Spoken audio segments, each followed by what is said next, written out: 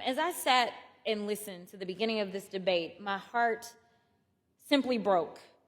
And many people know me for being able to do alliterations, and all I could think about was amnesia allows adolescent accountability avoidance agility from across the aisle. So work with me for a second.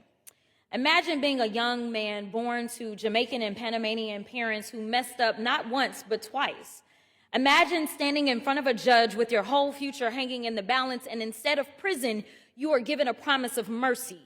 Your record gets wiped clean. You get a second chance at life. Now imagine taking that promise and turning it into promotion. You go to college, you get a job, and even become a member of Congress. That's what redemption looks like. That's what America is supposed to be about. And that is exactly the story of the next wannabe governor from Florida.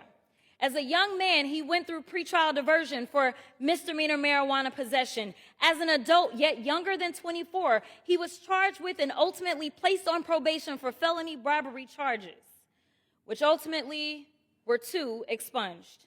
He was given a 3rd chance, and now he's the face of a bill that would not afford young people in Washington, D.C. the same opportunities afforded to him. Let me be real. If he had grown up under Donald Trump's America or under the very D.C. crime bill he's pushing today, he wouldn't be standing here as a member of Congress. He'd still be living with the weight of those charges. So let's call this what it is, opportunities for me, but not for thee. He climbed the ladder of redemption, and now he's yanking it right up from the D.C. youth.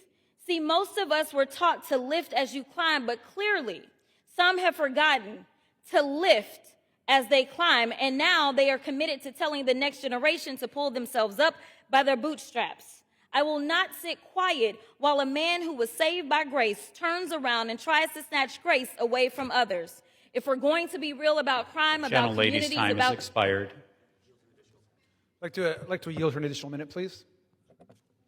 Gentlewoman is recognized. About second chances and even 3rd chances, then it needs to start with us looking in the mirror and remembering that even the author of this bill has a story too before he tries to lecture D.C. on safety.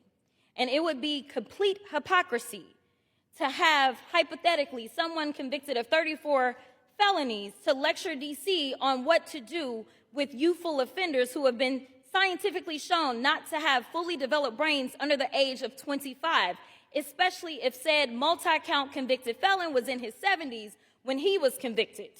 What would be his excuse? Because his brain would be fully developed. And with that, I will yield back.